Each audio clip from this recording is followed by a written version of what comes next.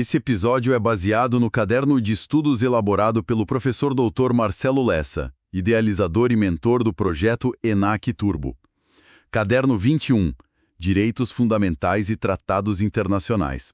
Uhum. Então, vamos imaginar uma situação bem prática para começar. Pensa numa pessoa que passa anos pagando as mensalidades de um clube recreativo exclusivo, sabe? Sim, um associado antigo. Exato. Aí um dia rola um desentendimento banal. A diretoria se reúne lá, portas fechadas, e decide expulsar esse cara na mesma hora. Sem nenhum direito de defesa. Zero defesa. Nenhuma explicação formal. A justificativa do clube é simplesmente aquela coisa de nossa casa, nossas regras, né? Autonomia privada pura. É o famoso aqui quem manda sou eu. Pois é, mas a grande questão é, será que a Constituição realmente para ali na portaria de uma associação privada? Essa é a pergunta de $1 milhão. Né? E hoje a nossa missão nessa imersão é justamente desbravar a base, a arquitetura do direito constitucional moderno e fugindo totalmente daquele decoreba de artigo de lei. Com certeza, o foco é outro. O foco é entender a engrenagem, a lógica por trás das dimensões dos direitos fundamentais e, como o Brasil lida com essa teia super complexa dos tratados internacionais. E é por isso que o material do professor Lessa é tão brilhante. Ele funciona como um mapa estratégico mesmo. Um guia de sobrevivência, eu diria. Exatamente. Porque ele foi desenhado especialmente para evitar aquelas temidas pegadinhas, sabe? Principalmente as da banca FGV. A banca não quer saber se quem estuda decorou o texto seco. Eles querem ver se a pessoa entende como esses direitos operam na vida real. Uhum. E para entender como eles operam e, às vezes, até colidem na prática, a gente precisa olhar para a base histórica, né? Sem dúvida. Precisamos entender a textura desses direitos. Tem aquela ideia clássica de que os direitos surgiram baseados no lema da Revolução Francesa: liberdade, igualdade e fraternidade. Sim, o tripé clássico. Mas, lendo o material, uma coisa que me chamou muito a atenção é que ele bate muito na tecla de usar o termo dimensões e não gerações. Isso é fundamental. Não é só um preciosismo linguístico, sabe? Sério? Porque, parece só um detalhe de nomenclatura. Pode parecer, mas na prova faz toda a diferença. O termo geração passa uma ideia de que o que é novo substitui o velho. Uma nova geração de smartphone deixa o antigo obsoleto. Claro. O antigo vai pro lixo. Isso. Só que no direito constitucional, isso seria um desastre absoluto. Violar a regra de não retrocesso. Os direitos não se substituem, eles se acumulam. Então, por isso, dimensões. Uma vai somando na outra. Exatamente. A primeira dimensão foca na liberdade. São os direitos civis e políticos, tipo propriedade, vida. E a mecânica aqui é a abstenção do Estado. O Estado tem que dar um passo para trás, né? Sim, o poder público cruza os braços para não interferir na sua vida privada. Já a segunda dimensão, focada na igualdade, inverte a lógica. São os direitos sociais, econômicos e culturais. Aí o Estado precisa colocar a mão na massa, né? Isso, construir hospital, garantir educação. Depois, a gente expande para a terceira dimensão, que é a fraternidade ou solidariedade. Aqui entram os direitos transindividuais. Aqueles que não são de uma pessoa só, o meio ambiente, né? Perfeito. Meio ambiente, defesa do consumidor, pertence a todo mundo ao mesmo tempo. E a coisa não para por aí. Pois é, o caderno fala de uma quarta e quinta dimensão, o que é fascinante. A quarta dimensão entra muito nessa questão de tecnologia, bioética, democracia. E a quinta dimensão é um destaque importantíssimo do caderno, é o supremo direito à paz autônoma. Muito defendido pelo jurista Paulo Bonavides. A paz não só como ausência de guerra, mas como motor da humanidade. Mas olha só, vamos desempacotar isso. Vamos lá. Se os direitos vão se acumulando, primeira, segunda, terceira dimensão, eles não acabam batendo de frente uma hora. Com certeza batem. É como tentar mixar uma música, sabe? Você tem a bateria, o baixo, a guitarra, tudo tocando no volume máximo ao mesmo tempo. Vira um barulho ensurdecedor. A Constituição não diz qual instrumento é o mais importante e qual tem que baixar o volume. O que é fascinante aqui é justamente como o direito resolve isso usando a teoria de Robert Alexy, que o STF adota de braços abertos. A regra número 1 para não cair na pegadinha é Que não tem direito absoluto. Isso, não existem direitos absolutos. Eles têm o que a gente chama de conteúdo prima facie. Um peso aparente à primeira vista. Exato. Quando o direito de propriedade bate de frente com o meio ambiente, por exemplo, o juiz não pega um deles e joga no lixo. Ele não desliga a guitarra para deixar só o baixo tocando. Perfeita analogia. O que acontece é a ponderação de interesses e a concordância prática. Você harmoniza a situação. E a FGV adora colocar numa alternativa que um direito anula o outro em caso de conflito. Tipo afirmar que o direito à vida sempre anula os outros de forma automática. Isso, e é totalmente falso. Você tem que harmonizar no caso concreto. Certo, entendendo essa harmonização, surge outra dúvida prática. A gente costuma pensar que usa a Constituição só como um escudo contra o governo, certo? A visão tradicional é bem essa. O cidadão aqui embaixo e o Estado opressor lá em cima. A chamada eficácia vertical. Mas a sociedade tem outras dinâmicas. E é aí que entram as outras eficácias que o professor Lessa explica tão bem. Além da vertical, a gente tem a eficácia diagonal. Que seria entre particulares, mas com um desnível de poder. Exatamente. Pense no patrão e no empregado.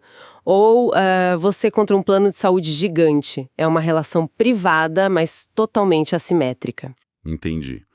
Mas peraí, aqui é que a coisa fica realmente interessante. Diga. Voltando para o exemplo do clube que eu falei na abertura.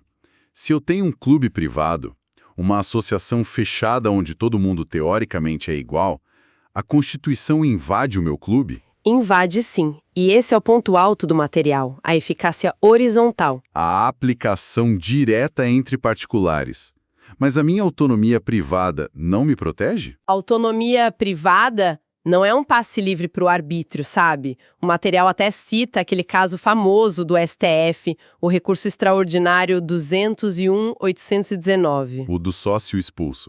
Esse mesmo. O Supremo disse claramente: um clube não pode simplesmente chutar um associado sem dar o direito ao contraditório e à ampla defesa. Caramba!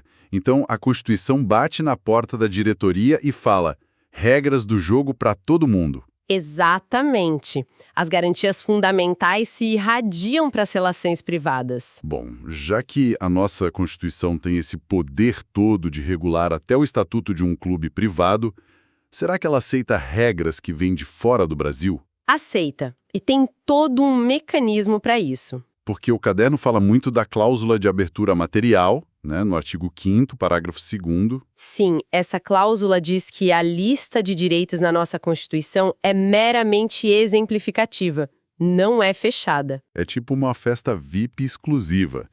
E, lendo sobre os tratados internacionais, me parece que dependendo de como você entra e de qual é o seu assunto, você ganha uma pulseira diferente. Essa metáfora da pulseira VIP é excelente para explicar a hierarquia depois da Emenda Constitucional 45 de 2004.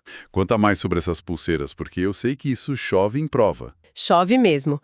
Nós temos 3 status diferentes, 3 andares na pirâmide. O primeiro é o status de lei ordinária. A pulseira mais básica. Isso. São tratados comuns, assuntos tributários, acordos comerciais. Eles entram pelo rito comum e ficam ali, no mesmo nível das nossas leis ordinárias. Tá, e o segundo nível? Esse é a grande pegadinha, o status supralegal. Supralegal. Acima da lei, mas abaixo de alguma coisa. Exatamente. Fica abaixo da Constituição, mas acima de todas as leis brasileiras. Aqui entram os tratados de direitos humanos.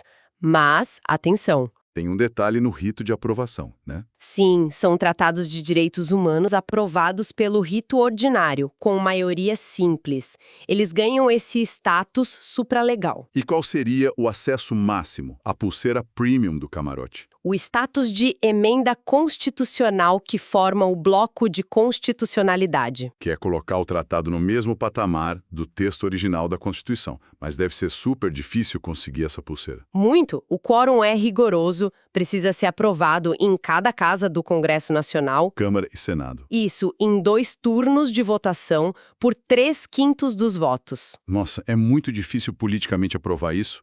Quantos tratados já conseguiram esse status máximo até hoje, aliás? Até 2024, só 4 diplomas conseguiram. E o professor Lessa bate forte nisso. Tem que memorizar os 4. Quais são? A Convenção de Nova York sobre Pessoas com Deficiência, 1. o protocolo facultativo dessa mesma convenção, 2. o Tratado de Marrakech, focado nas pessoas cegas, e mais recentemente a Convenção Interamericana contra o Racismo. Fantástico. Só esses 4 estão lá no topo.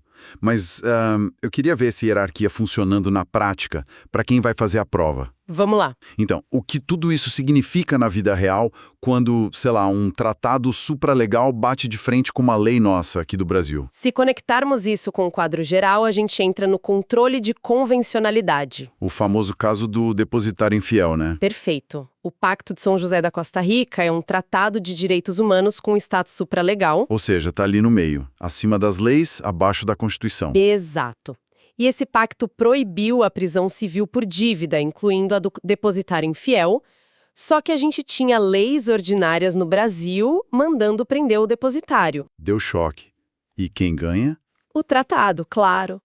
Por estar num degrau acima, ele paralisou a eficácia das leis brasileiras. Foi isso que gerou a súmula vinculante 25 do STF. Peraí, mas o texto original do artigo 5º da Constituição ainda fala sobre essa prisão do depositário infiel? Sim, fala. A Constituição foi apagada com borracha pelo tratado? Como o tratado abaixo dela pode fazer isso? Não, de jeito nenhum. E essa é a clarificação essencial que o caderno traz, porque a FGV tenta te enganar exatamente aí. Então explica, porque parece mágica. O texto da Constituição não foi apagado. O que houve foi a paralisia da eficácia infraconstitucional. Traduzido para português, claro. O artigo da Constituição diz que pode prender, mas ele dependia de uma lei abaixo dele para dizer como prender. A lei ordinária que dava as regras do jogo. Isso. O Tratado Supralegal veio e esmagou essa lei ordinária.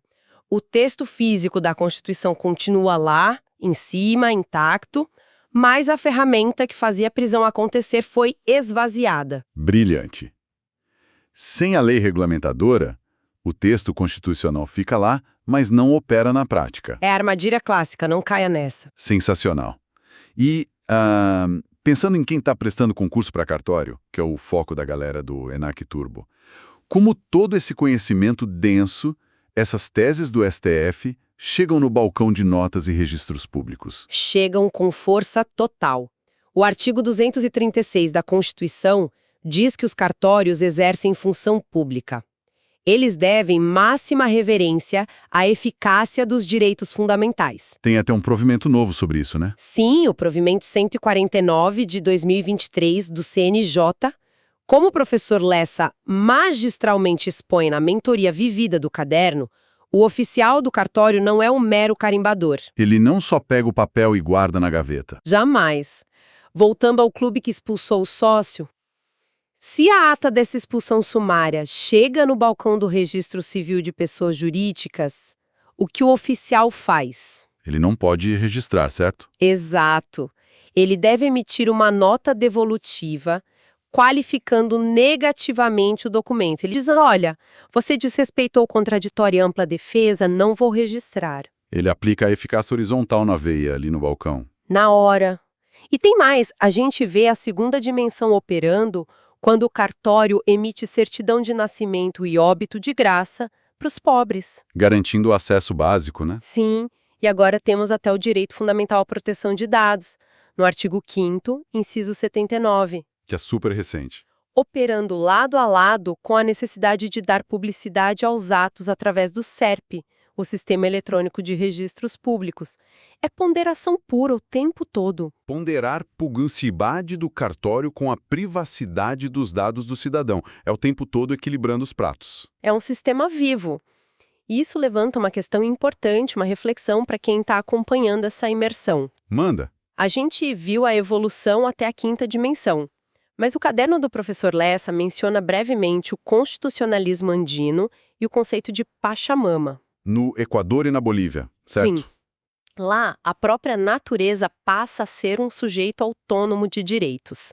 Não é só proteger o meio ambiente para a gente usar. A natureza tem direitos próprios. Caramba, a floresta como titular de direitos. Fica a reflexão até onde a expansão dos direitos fundamentais vai nos levar nas próximas décadas. É uma mudança de paradigma gigantesca. Mas, resumindo o nosso mergulho de hoje, direitos não são absolutos. A ponderação é a chave para resolver conflitos e tratados de direitos humanos literalmente reescrevem a pirâmide das nossas leis. E entender essa dinâmica é o que aprova nos concursos de alto nível. Com certeza. Podcast produzido a partir do conteúdo do projeto ENAC Turbo, sob autoria e orientação do professor doutor Marcelo Lessa. Se esse conteúdo te ajudou, não esqueça de se inscrever no canal e ativar o sininho das notificações. Assim, o YouTube te avisa imediatamente assim que o próximo resumo for liberado. Até a próxima!